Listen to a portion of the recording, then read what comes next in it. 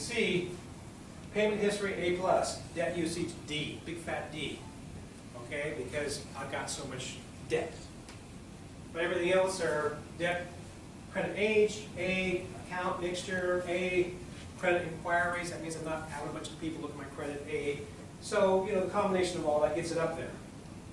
So how do we deal with this? What did I do? How did I solve this problem? Okay, credit card are 18 to 20%. That's a high rate. And if you can get a lower rate anything, it's going to help out.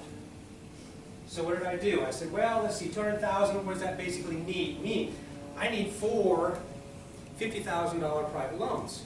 And if I can get that for the right rate, I can knock that interest way down and that cash flow come up so that we can survive and do what we need to do and quit getting ourselves into credit card debt.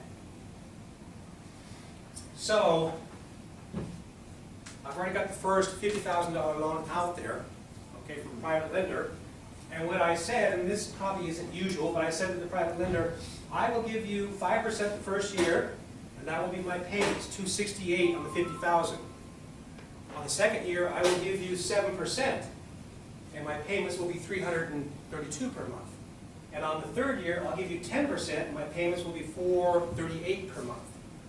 Well, my plan is to sell those properties on a lease to own within a year, and each property that I sell, I'm going to have $50,000 to pay down that debt. So if we take a look at the first property, they're signed up, they're going to buy it within a year. It will sell for $85,000. That gives me $50,000 to pay off that debt, the first $50,000. That leaves $35,000 cash. Now I know that there's, you know, money I have to pay to the government. This isn't exact figures, but this is a general ballpark, even numbers, so you can get an idea. The next property is a lease to own, $70,000. That'll be the second $50,000 off that $200,000. There'll be about $20,000 left over. So if I take those two numbers and put that together, what's left over, there's at least $50,000 to pay off another, you know, $50,000 on that $200,000.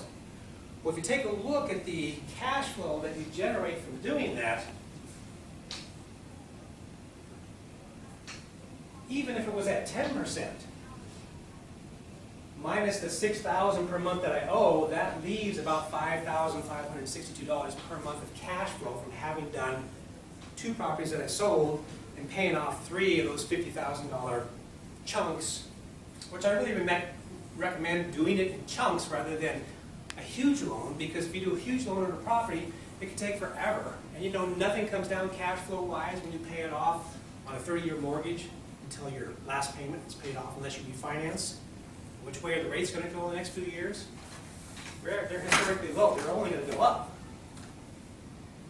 So, what that means is that if I got that much cash flow every month, times 12 months, 12 times 5,000, 60,000, that's enough to pay off that remaining $50,000 that I have on that $200,000 worth of credit, right? What that basically tells you is the power of creating a private note as opposed to just continuing to pay those credit cards at 18%. Now, my wife Maria said, Dan, are you really going to get in there and tell everybody our life story? Yes, I said.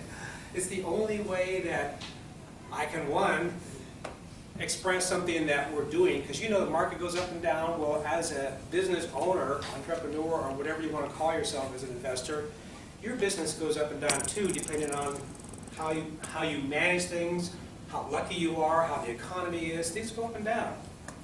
And the only way that I can give any value is with personal experience of how I'm solving the problems that I go through. Okay? I'm not saying that this is exactly how you need to do it. You still need to go back and talk to your licensed people that you deal with, because everybody's different. But if there's anything in here at all that can help you, great. But one thing it should make really clear is how disastrous credit card debt at 18 to 20% can be compared to not having any credit card debt at all, okay?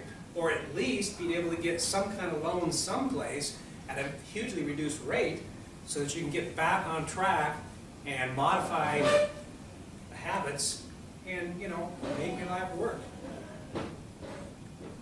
Any questions? Yes? The first one, sounds like you bought it on credit or something?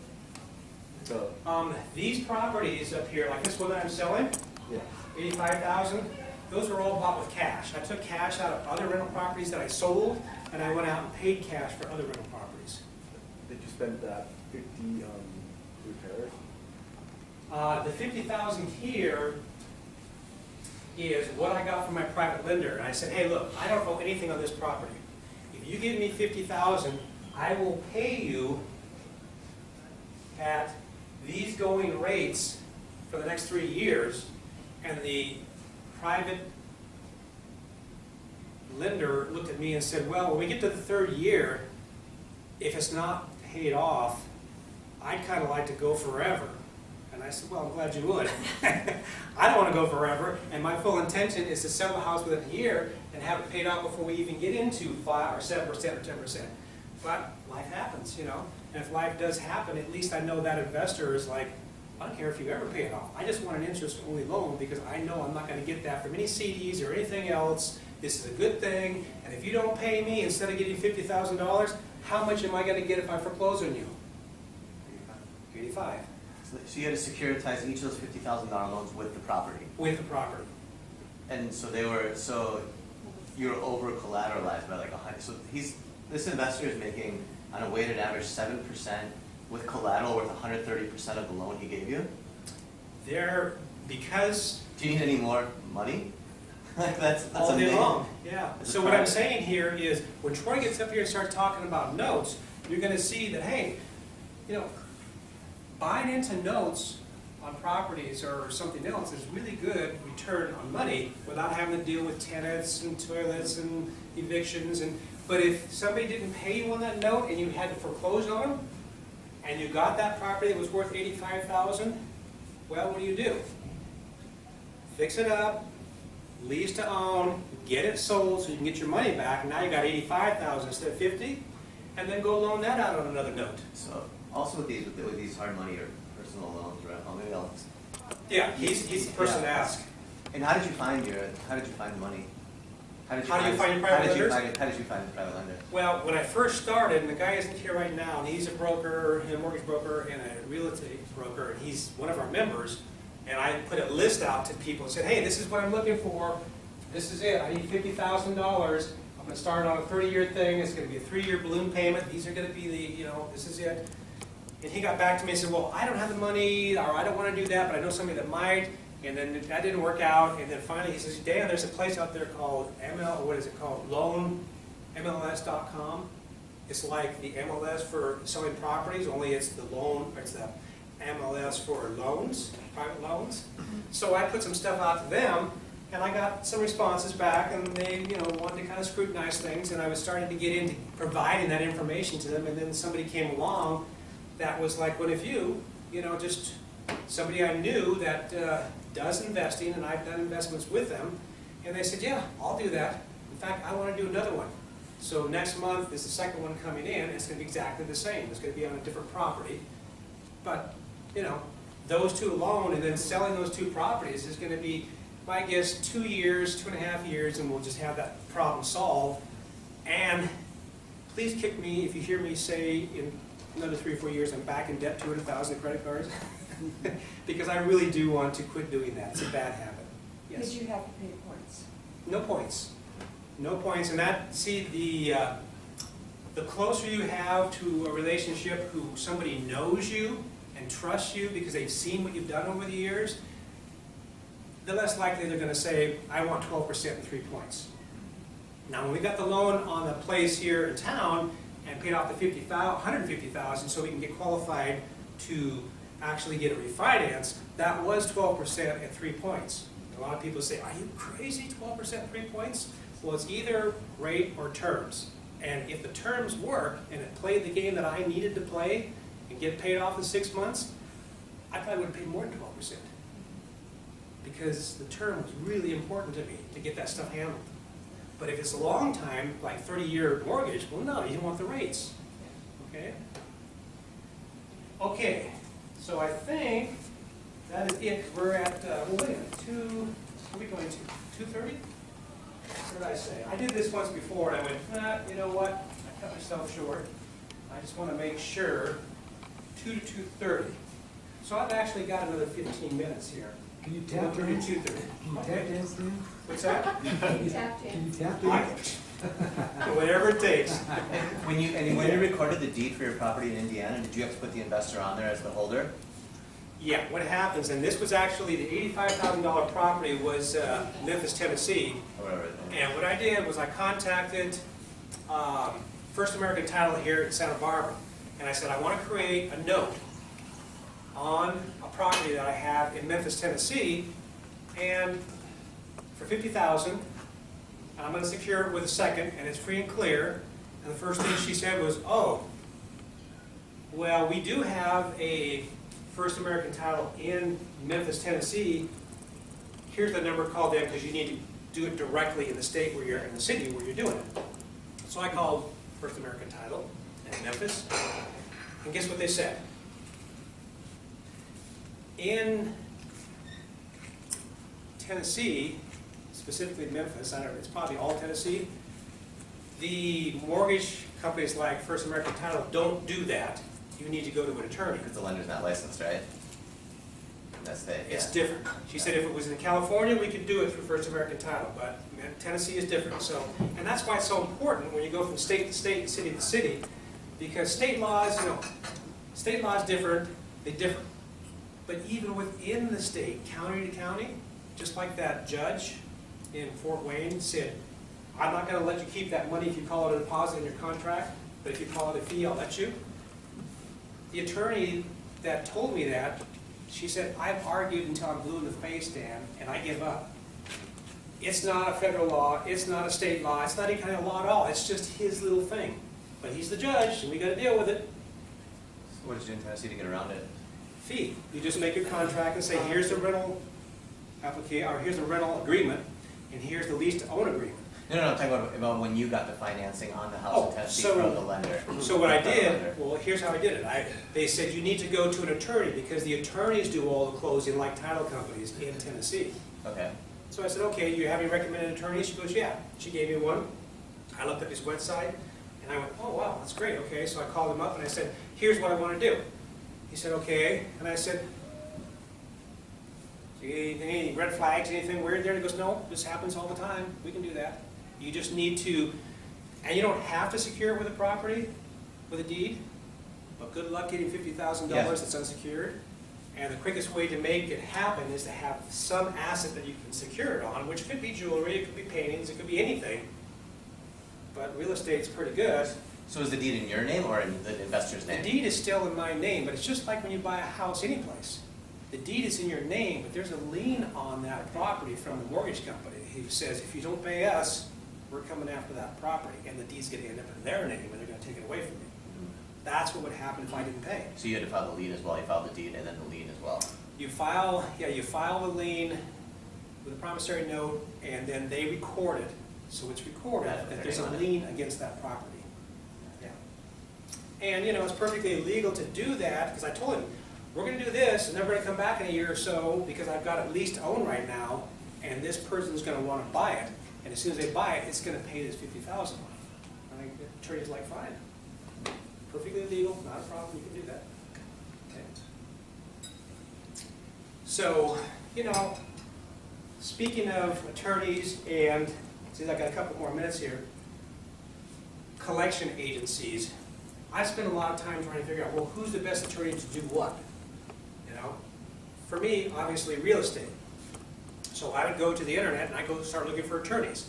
Marriage counseling, no, that's not going to work for real estate. Probate, that's not actually what I'm doing here.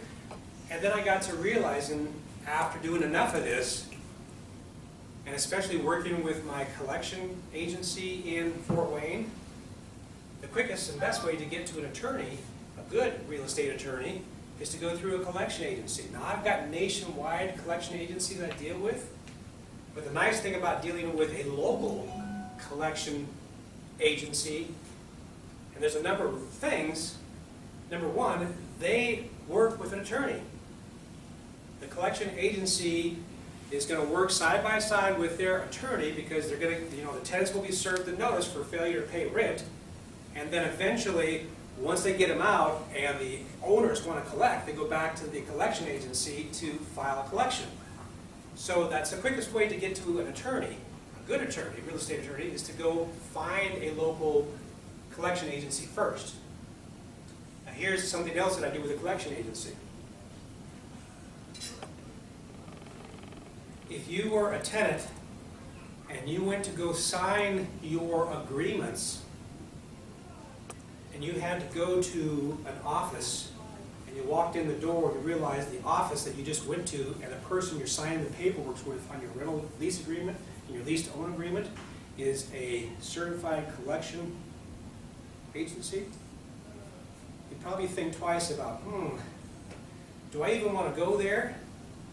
Because if I don't do what I'm supposed to do, these are going to be the people that are going to be coming after me when I fail to pay. I think I'm just going to back out of this rental property altogether and not even go there and find somebody who's easier to sucker in because I'm really looking to squat, not rent. I hate to say that, but there are people out there that do that. If they're not, and they're really serious about buying the property, they're going to go, yeah, no problem, I'll sign that. Because they plan on buying the property. Okay? There are people out there that are honest, and there are people out there that aren't as honest. And that's the job that you have, especially at lease to own. The two most important things are, one, get them qualified through a mortgage broker, and use that same mortgage broker from the beginning to the end, all the way through. People telling me, Dan, can I just go to your website and fill out the rental application? And I said, you can, but that's going to take you a lot more time than answering 4 or 5 questions and then dealing with my mortgage broker, because I don't care what you fill out of the rental application. If he says no, or I say no at that stage, you're not going to get into the property, and it doesn't matter whether you fill out the rental application or not. You've got to start with getting pre-qualified and have my mortgage broker say, yeah, they have a potential to buy that house in 2 years or less. It's an option. They're not legally bound to do that, and you want them to. So, you do as much as you can to pre-qualify them in the beginning to make sure it is going to work, because that's the worst possible thing that can happen. In fact, that's a big expense of all rental properties, is turning it over. As soon as you turn over a rental property, you got huge expenses. Just like this property we have here in town that cost $60,000 to fix up once the tenants got out. They weren't paying rent, they were trashing the place, there was 5 families living there, or 3 or something like that. It was just turned into a disaster. And I kept saying to my wife, Maria, well, we'll deal with it eventually, but as long as they're there and the rent's being paid, we'll just let it go, because painting the wall that's nicely painted or a wall that needs to be painted is going to cost the same amount labor-wise, fixing the place up. But if you have rehab the house in 30 years, you know it's going to be a major job, right? That's a long time to fix a place up. So they finally moved out, but that's a major expense every time they turn over. So if you're wondering, about these property management companies and why they might be treating people poorly, it's nothing personal. They want to turn it over. They have no vested interest in the property. They don't own it. The 10% they get from management isn't enough for them to survive. They would go out of business. The only way they can make money is to keep turning that property over and go, oh, CK, the tenants are moving out, and we're going to have to go back in there and clean the place up, and we've got at least $5,000 to $10,000 worth of painting and carpet and everything else. And if we can do that 3 times a year, that'd be great for us as a management company. CK would say, yeah, it'd be great for you, all right, you're fired. I'm not going to let that happen. That's how they make their money. So when you're doing a lease to own, you really don't need a management company unless it's in an IRA. If it's in an IRA, by law, you cannot manage it. You cannot self-manage. So what does that kind of tell me about what to do with my IRAs in the future? Since I have to give it to a property management company by law? what would you do with that money in the IRA now that you know that? Would you choose to get another rental property, or would you choose to maybe talk to Troy and say, hey, I might do something with this other money, but the IRA stuff, I'm just gonna do some notes on because I don't have to deal with any of that BS. You know, there's no managing it, I'm just gonna get interest every month. Unless, of course, they default and you have to go to foreclosure on them. That's a whole other story. I talked to some IRA custodians and I said, okay, so I can't manage it? And they said, no. And I said, okay, so what happens when my property manager ends up improperly managing it and I have to fire them? Who manages that? Well, I guess you do. Okay, just checking. There's a lot of laws out there that you go, man, do they really make sense? But you got to play them. So you got to choose, well, okay, when would I choose to do property, lease to own or rent, and why? Or when would I choose just to do a note and have a whole lot more time and a lot more income? I mean, think about the rates that I just showed you up there. If you had a note of $100,000, you're all at 10%, you're almost making $1,000 a month in interest. Think about a rental property. Most rental properties are 1% factors. If it's a $100,000 rental property, you're probably making about $1,000 a month for rent, right? That's kind of average. Not in California, but you know, Midwest, where we're not talking about really high prices. If you're going to make the same amount of income, and you know that the rental properties are going to have a whole lot more expense and a whole lot more headache, why would you do it? You know? Why would you do it? I'm starting to go, I want to do a lot less of it. Life's pretty short. How do you want to spend your time? It's all about quality of life, right? Any other questions?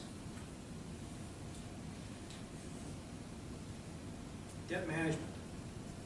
So yeah, we got 3 people in here that have no credit card debt at all. That's amazing. That's really good. The average is 10,000. You know, it's really good. Good habit. Keep doing it. And so that's really about it for me. I'm going to cut it short. We're going to let you guys take a break, and I'm going to get Troy up here, and we're going to plug in his USB card, make sure everything's working. And then after that's all settled and we know where we're at, we'll bring him back in here and we'll continue on. Okay?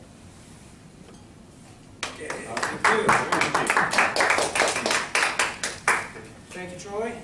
There's a restroom right down the hall to the right. A little bit more, maybe coffee, some cookies. Boy, got lots of cookies back there, huh? And we'll plug in your USB stick here and see how this works.